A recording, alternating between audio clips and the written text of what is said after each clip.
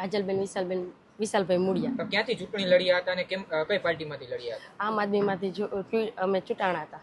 કઈ સીટ ઉપરથી ચૂંટાણા હતા? વાસાવડથી.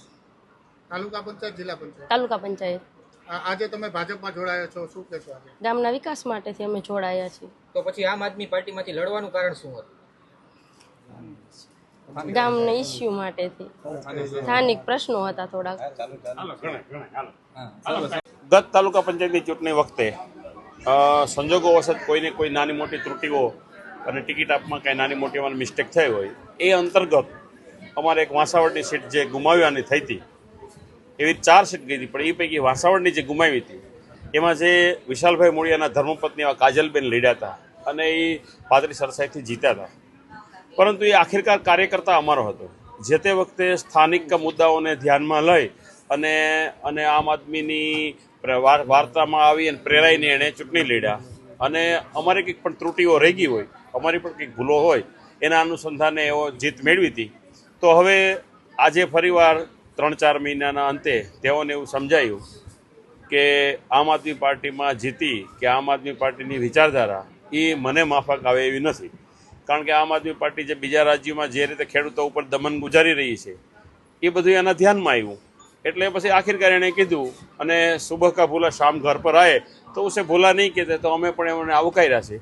અને આગામી દિવસોમાં એ કાજલબેન અમારી જે 18ની ટીમ છે, હવે અમારી 19ની ટીમ છે. અને હજી પણ હું તો તમારા માધ્યમથી જે કોઈ તાલુકા પંચાયતના સભ્યો હોય કે જેઓ ખરેખર વિકાસ સાથે જોડાયેલા હોય, જેઓને વિચાર લોકોનું ભલું કરવાની તમન્ના હોય, તે તમામ લોકોને અમે આવકારીએ છીએ કે આવો. કારણ કે અમારે રાગદ્વેષ છે જ નહીં અને અમે જીત્યા પછી ભાજપ કોંગ્રેસ પક્ષાપક્ષી ભૂલી જાય છે. અમે તો વિકાસ માટે બધાને કેમ મદદ કરી શકીએ એના અનુસંધાને હોય છે.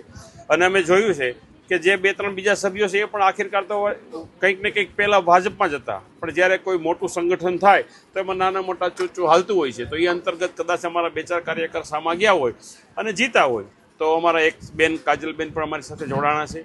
આગામી દિવસોમાં બધાને હું વિનંતી કરું છું કે આખિરકાર આપણે બધાએ સાથે રહી અને લોકોના ભલા માટે પ્રયત્ન કરવાનો છે. તો આવો, ભારતીય જનતા પાર્ટીની વિચારધારા સાથે જોડાવ અને આપણે સૌ સાથે મળી આ તાલુકાનો વિકાસ કરીએ. જેમ આપણો ધારાસભ્ય શ્રી જયરાજસિંહ જાડેજાને એમનો પરિવાર છેલ્લા 30 વર્ષથી જ્યારે ગોંડલની સેવા કરવા માટે જોડાયેલા છે અને લોકોનો પ્રતિસાદ એટલો મળે છે. તમે વિચાર કરી લો, ગત ચૂંટણીમાં પર્સન્ટેજ વાઇઝ જોઈ લો કે ભારતીય જનતા પાર્ટીને 72% મત મળ્યા, આમ આદમી પાર્ટીને 22% મત મળ્યા. તો સામાન્યતઃ આપ બધા જોઈ શકો છો કે કેટલો ગેપ છે. એટલે એમાં કંઈ વધારે આમ આદમી પાર્ટીને વધારે વાર વાત કરી અને એમને કોઈ મોટી કરવાની કોઈ ભાવના નથી, એટલે વધારે વાત નહીં કરીએ. પરંતુ લોકો આખિરકાર આયુષ્યમાન કાર્ડની વાત હોય, મુદ્રા યોજનાની વાત હોય, ઉજ્જવલા યોજનાની વાત હોય, ઉજાલા યોજનાની વાત હોય, ખેડૂતોને ખેડૂત સહાયની વાત હોય, કિસાન સન્માન નિધિની વાત હોય, દીકરીઓને નમો લક્ષ્મીના સહાયની વાત હોય, દીકરીઓને મફત શિક્ષણની વાત હોય, આ બધી વાત સાથે લોકો જોડાયેલા છે અને બધાને ઘરે ઘરે ખબર છે કે ભાજપ શું કરી શકે. એટલે વિશેષ કાજલબેનને અમે ખૂબ આવકારીએ છીએ.